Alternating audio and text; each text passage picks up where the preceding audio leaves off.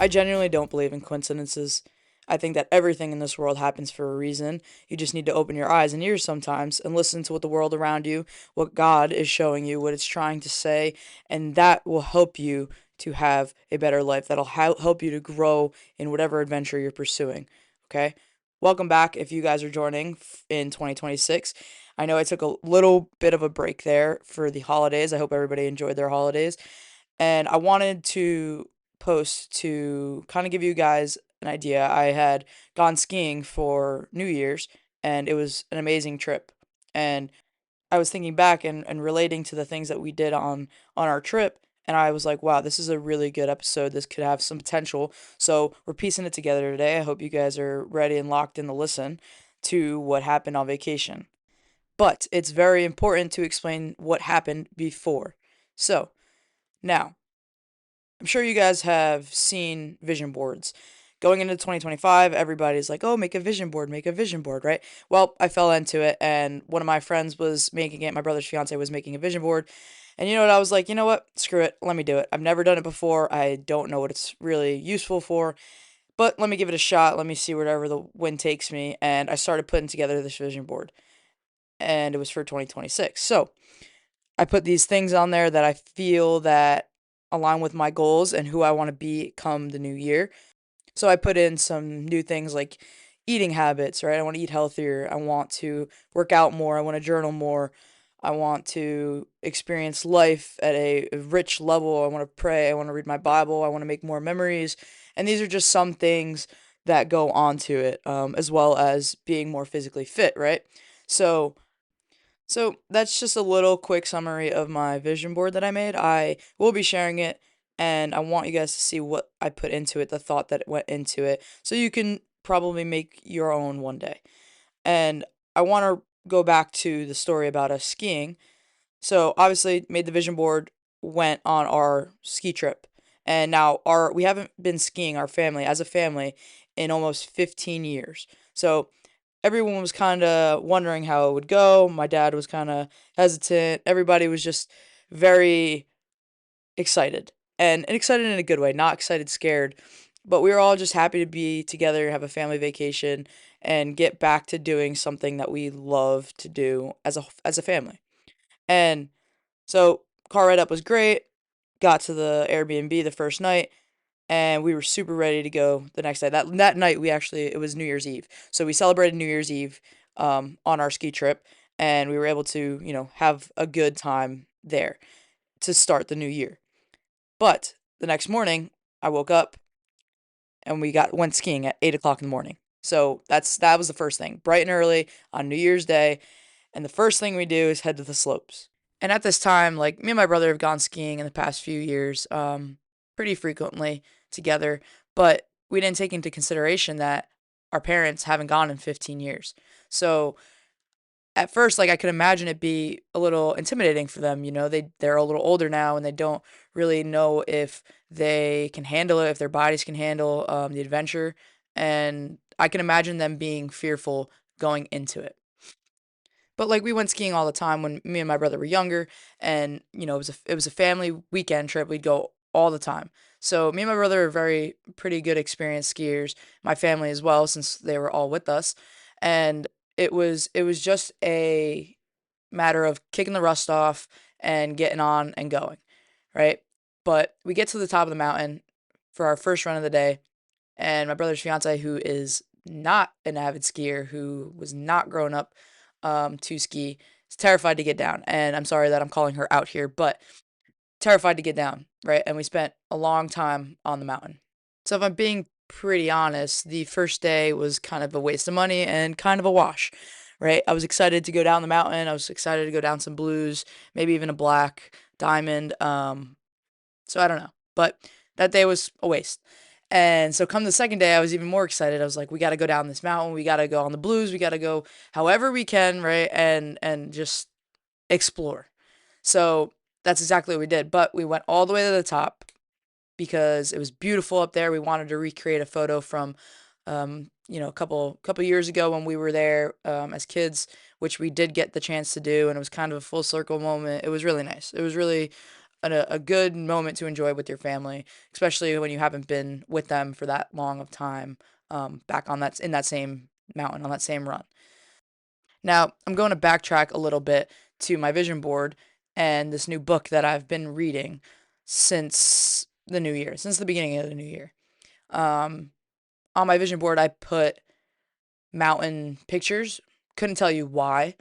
And it says believe over it. So it's a mountain with the word believe over it. And a just words that say climb your Everest. And I'm thinking, like, why did I put these things on my vision board? It's intentional, right? What is my Everest? What do I need to believe, right? And I started thinking more and more, and even now thinking about it, like, faith can move mountains, belief can move mountains, right? And I think that the faith that you have in yourself every day is so much greater to help you achieve whatever you're trying to achieve, whatever goal you have, whatever you aspire to be, become, whatever it is, right? And there's a lot of things that go into the metaphor of mountains. So, another thing, like the other part of it was climb your Everest. I probably won't ever climb Mount Everest. And I'm saying that not because I'm afraid of heights or, possibly death. Um, but I'm just saying that because I don't see myself. It's not a goal that I have on my heart at this time of my life. So I probably won't ever climb Mount Everest. So what's my Everest? Climb your Everest. What is that? And I'm thinking about it, and well, I just made this vision board. It's a new year. I'm feeling inspired. I'm feeling better than ever. I want to work out more consistently. I want to hold myself to a higher standard, right? What is that thing, right? Everest stands as a roadblock for many people, right? The reason why people climb Mount Everest is so that they can say that they've done something super hard and like super physically and mentally draining, and just it feels a sense of accomplishment when you climb it, when you finish it, when you conquer your mountain, right? So for me, climbing your Everest means to deal with something, a big obstacle that you see in your life, to become someone else, to feel that sense of accomplishment, and to see those results that you have maybe been waiting to see for a long time, right? And a lot of people go into the new year saying, I want a new body, I want to be fit, I want to have abs, I want to eat good, all that stuff, but they never do it. And that's really a hard thing to face when you year after year you're like, I'm going to get in shape this year. I'm going to get in shape this year. Well, one of my goals this year is to become unrecognizable. And now, if you know me, I'm in pretty good physical shape as it is, but I want to just become bigger, better, faster, stronger than I've ever been before. I want to completely dominate when I get on the field and feel good doing it, look good doing it, and all those things, right? And now I'm always comfortable in my body as I am, but there's always that next level, right? And right above climb your Everest on my vision board, I have I dare you, because that adds some grit and adds some tone to change. All right. And change is hard, especially when it comes to like a physical appearance and even just like moving, right? I have friends that are moving now, and it's hard because now I got to go see them, and it's like a 30-minute drive. So it's hard to do certain things, right? It's uncomfortable. And right, this saying I dare you helps me be motivated every day, right? To have that fire underneath me to fuel me and to make sure that I'm holding myself accountable, right? I dare myself to put in the work every day. I dare myself to, not give up on what I say I'm going to do, right? The goals that I have set for myself. And I think going back to the mountains on there, I didn't really realize that they were there until I was standing on top of the mountain that second day with my family while we were recreating that picture. And I was like, well, what's my mountain? What's my Everest? My Everest is lacking motivation sometimes. My Everest is doing things and saying that I'm going to do them 1,000 times and never doing them, even though I'm pretty true to my word. And I've done a lot of things because I'm true to my word, and I have unwavering belief in myself to do things. But I was thinking, like, what is my Everest? How can I get better? Right? This next step. What is that next step? And I had read something in this book that I'm reading. It's called The Mountain Is You by Brianna West. I think it's an amazing book. I'm only about halfway through. And in the book somewhere, I remember it referencing mountains, obviously, because that's in the title. And in that section of the book, it was saying how a lot of people stand at the base of their mountain and they look at it and say, "Man, it's a long way up there. It's a long, bumpy road to get up to the top. How am I going to do that? That looks very intimidating when you're standing at the base of this 5,000-foot mountain. Like, how am I going to do that?" So sometimes your goals seem untangible. And you're looking at the bottom from the bottom of this mountain, you're staring all the way up to the top, and you're like, holy crap, it's a long way up. And that's just like our journey that we are on of life, right? The goals that we want are, it's a journey. It takes a lot of hard work, it takes a lot of steps, it takes, climbing sometimes. And when you are standing at the bottom of the mountain, you don't really realize the progress, and you're just kind of standing. When you start going up, you're standing on the mountain, and you're going up, and you're just looking at the ground, and you don't really feel like you're making much progress until you get to the top. And now this is where my mountain comes into. And I'm standing on the top of the mountain the first day skiing, or the second day skiing, right? I put mountains on my vision board and I didn't even know why.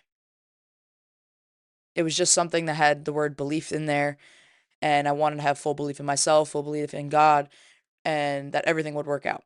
So it wasn't a coincidence that I put that on my vision board, because guess what? I came back from the skiing trip and I felt this urge to finally overcome the battle that I've had within myself to become a better person, to be better as an athlete, and to hold myself accountable through this journey.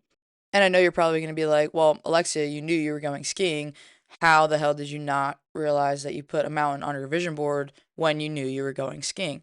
And the simple fact is, like, I don't know, you don't really think about the mountain when you're going skiing. You're just excited to go, and I think that the excitement blocked the actual literal representation of skiing and what you're doing. You're going down the mountain, so I think that that just kind of blocked it. So don't say that. But anyway, um, so as I'm standing on top of the mountain and I realize this, and I'm kind of reviewing it in my mind on the car ride home, I'm thinking like, wow, I think this is time for me to change. I think it's time I hold myself accountable. I think it's time that I do what I want, what my vision board requires me to do.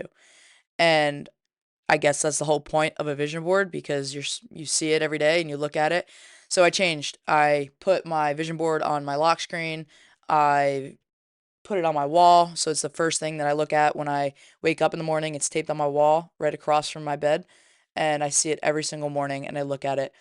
Even if it's just briefly, I just read some of the words, or the stats that I have on there, whatever it may be. But now I want to get into a little bit about the ski trip, right? And skiing. So we're at the top of the mountain, and it's time to go down. And you're like, shit, I haven't skied a blue in such a long time. And now, for you that don't know what blues and black diamonds are, black diamonds are one of the hardest trails that you can go down. Blue is the second hardest. Obviously, there's double black diamonds, which is even harder than just regular black diamonds. But blue is like the intermediate slash like advanced, not quite professional skiers trail. And I went down black diamonds when I was, 5. So I wasn't scared back then. But it's just been such a long time that I've done it on my own, on a blue, at this age. So it's been a little bit of time. And we go down our first blue, me, my brother, and my father, and up comes the first downhill, steep downhill. And I'm looking at it and I'm like, all right, well, who's gonna go first, right? And everybody's looking around. My dad's got the GoPro on, so he doesn't want to go first because he wants to capture all the video. So I'm like, fine, I guess I'll go first. Like, why do I always have to go first? Halfway down that mountain, I bust ass. I fall down. I wipe out. And I think it's hilarious. Like, it was just a fun time. Like, I wasn't hurt or anything, God, thank God, but um it was just a funny thing to me. Like, I felt freedom standing on the mountain a couple minutes ago, and now I'm kind of a little scared, and now I'm on the ground, you know? So it's just funny because you're going to face challenges in life, you know? And that wasn't the first time of the trip that I fell. I fell another time literally on that same run. So it's important to know, like, whether you're going up or down a mountain, um, there's going to be difficulties. There's going to be challenges. You know, there was times where I was freezing cold going down the mountain and uncomfortable. Wind was blowing like crazy. My goggles started to fog up because, you know, of my face being warm and the outside being cold. It was super hard to see, so I had to take my goggles off, and then I couldn't put them back on because they were all fogged up again, and it was just crazy. And you really have to take a step back and realize, like, that's how life is, you know? Nothing's going to be easy. There's always going to be a slight minor inconvenience, right? But how are you going to deal with it? How are you going to get down the mountain? How are you going to finish what you started? And to be quite honest, there's no other way down the mountain than going down it on skis or getting off of it in a snowmobile because you got injured. And like that's just the truth, right? And not to scare anybody who wants to go skiing, I think you should try it. I think it's a great adventure. And it's a thrill of a lifetime, right? But, you know, some runs are windy and you have to predict, you know, the next turn or how steep it's going to be or if the snow is going to be icy or powdery or how it's going to perform. And like these are all things that you have to take into consideration prior to making your next turn, right? Is somebody behind me? Am I going to run into a kid, which I almost did, right? And actually, that was the second time I fell because I didn't want to run into the kid. So, but the kid's okay. I wiped out, and she was totally fine. Um, but like, there's so many different kinds of trails and runs that you can go on, and you just have to try to plan them as best as you can in a split second. Like, and you're going down at like 30, 40 miles an hour, and you got to make a move. You got to make quick moves, and you got to, you know, just trust your feet. And it's super funny because there's a saying like, be where your feet are. And I've always kind of related to that a little bit. I like to be grounded a lot. I think I've mentioned that in prior episodes. But on my vision board, I have something on there that says you're exactly where you need to be. And I thought that was kind of funny because here I am on a mountain, literal mountain, when I put that in my vision board. I didn't know about it. And I put this climb your Everest there that, again, had nothing to do with mountains. It just had something to do with overstepping the boundary that I've had on myself for a while now. And so I look at this, you're exactly where you need to be, and I have to trust my feet, right? Be where your feet are. And that was just kind of another thing that stood out to me to make me realize like there's a reason why I'm here right now, and there's a reason why I'm on this mountain, and I put mountains on my vision board and I didn't even know it, and there's mountain references that I didn't even, you know, correlate to being on a mountain literally. And I think that that's such a powerful thing to say because I had to open my eyes to see that. I had to open my heart and my mind to see what the world around me was showing me. And I think God likes metaphors and just kind of showing you things and making it tie into each other just so poetically. And I think that this is a part of my life that it's really been standing out that like, yeah, I need to change. All the things I've been saying, all the vision board that I made that's like, yeah, I'd like to change, right? I feel that emotionally, but now the world is showing me that I need to change.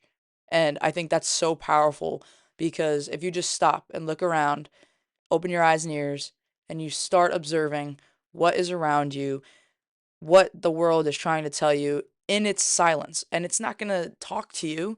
You know what I mean? You have to listen. You have to be an observer. You have to pay attention to your environments, the things around you, how things affect you on a daily basis, and try to determine a goal or a challenge or whatever it may be that the world is trying to tell you.